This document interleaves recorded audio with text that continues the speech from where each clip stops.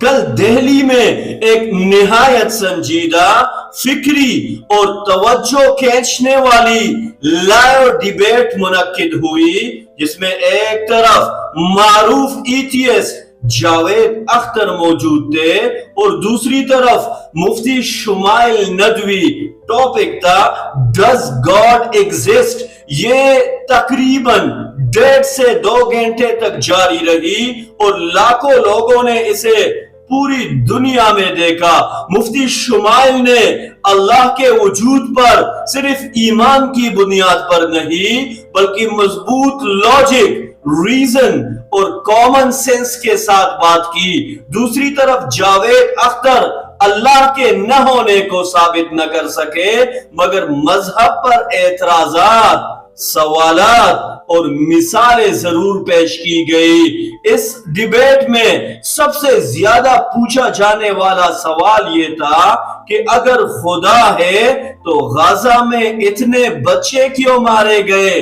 اگر خدا موجود ہے تو اسرائیل کو کیوں نہیں روکا گیا؟ آج ہم اسی سوال کو بطور مسلمان نہایت سادہ مگر واضح انداز میں سمجھنے کی کوشش کریں گے۔ اسلام ہمیں سب سے پہلے یہ بنیادی بات سمجھاتا ہے کہ دنیا کسی کے لیے بھی جنت نہیں بلکہ سب کے لیے امتحان ہے۔ یہ دنیا کمفرٹ زون نہیں بلکہ ٹیسٹ زون ہے۔ یہاں انسان کے ایمان، صبر، اخلاق اور انسانیت کو پرکھا جاتا ہے۔ اگر دنیا میں صرف سکون، انصاف اور خوشی ہی خوشی ہوتی تو نہ صبر کی کوئی قیمت رہتی اور نہ ایمان کا کوئی مطلب بنتا۔ غزہ میں شہید ہونے والے بچے بظاہر ہماری آنکھوں کے سامنے ہار گئے مگر اسلام کے مطابق وہ ہارے نہیں بلکہ کامیاب ہو گئے۔ اصل ناکامی ان لوگوں کی ہے جن کے پاس طاقت تھی، آواز تھی، وسائل تھے مگر وہ خاموش رہے، کیونکہ اسلام میں صرف ظلم کرنے والا ہی مجرم نہیں ہوتا، ظلم کو دیکھ کر خاموش رہنے والا بھی امتحان میں فیل ہو جاتا ہے۔ یہ سوال کہ وہ بچے کیوں مرے دراصل ہمیں اصل سوال سے دور لے جاتا ہے، اور وہ اصل سوال یہ ہے کہ ہم نے ان کے لیے کیا کیا۔ اب آتے ہیں اس اصل سوال پر جو سب سے زیادہ زور دے کر پوچھا گیا، اگر خدا ہے تو اسرائیل کو کیوں نہیں روکا؟ اسلام اس سوال کا جواب نہایت واضح اور متوازن انداز میں دیتا ہے۔ اللہ نے انسان کو فری ول دی ہے، اختیار دیا ہے، اچھا چننے کا بھی اور برا چننے کا بھی۔ اگر اللہ ہر ظلم پر فوراً مداخلت کر دے، ہر گولی کو فضا ہی میں روک دے، ہر ٹینک کو وہی ختم کر دے تو انسان ایک ذمہ دار مخلوق نہیں رہے گا بلکہ ایک روبوٹ بن جائے گا۔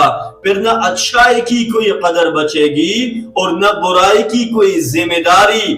جیسے امتحان کے دوران استاد ہر غلط جواب پر فوراً طالب علم کو باہر نکال دے تو امتحان بے معنی ہو جاتا ہے، ویسے ہی اللہ نے انسان کو فری مہلت دی ہے، ٹائم دیا ہے۔ اسرائیل کا ظلم اللہ کی مرضی سے نہیں، اللہ ظلم کو پسند نہیں کرتا مگر انسان کے اختیار کا غلط استعمال ظلم بن جاتا ہے، اور اسی اختیار پر انسان سے اکاؤنٹیبلٹی لی جائے گی۔ اسلام ہمیں یہ بھی سکھاتا ہے کہ انصاف ہمیشہ فوراً نہیں ہوتا مگر مکمل ضرور ہوتا ہے۔ یہ دنیا فائنل کورٹ نہیں بلکہ ایک ویٹنگ روم ہے جہاں فیصلے سنائے نہیں جاتے بلکہ محفوظ کیے جاتے ہیں۔ غزہ میں بہنے والا ہر آنسو، ہر چیخ، ہر زخمی بچہ، ہر شہید، سب کچھ ریکارڈ ہو رہا ہے۔ جو آج طاقت ہتھیار اور سیاست کے بل پر بچ گیا وہ ہمیشہ کے لیے محفوظ نہیں، اور جو کمزور ہو کر مارا گیا وہ ہمیشہ کے لیے ختم نہیں ہوا۔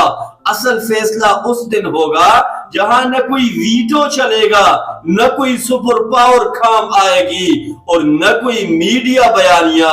یہی وہ پرسپیکٹو ہے جو اسلام دیتا ہے اور جسے اکثر ایتھیسٹ ڈیبیٹ میں اگنور کیا جاتا ہے۔ دوستو، غزہ کے بچے خدا کے خلاف دلیل نہیں بلکہ انسانیت کے خلاف سوال ہے۔ خدا کو کٹہرے میں کھڑا کرنا آسان ہے مگر خود کو کٹہرے میں کھڑا کرنا مشکل ہے۔ سوال یہ نہیں کہ خدا کہا تھا، سوال یہ ہے کہ ہم کہا تھے۔ خدا نے انسان کو آزمایا ہے اور یہ امتحان ابھی ختم نہیں ہوا۔ بات یہاں ختم نہیں ہوتی، بات اس سے بہت آگے ہے، کیونکہ خدا کے بغیر شاید سوال پوچھنا آسان ہو مگر خدا کے بغیر اس دنیا کے دکھ، درد، انصاف اور انجام کو سمجھانا ناممکن ہے۔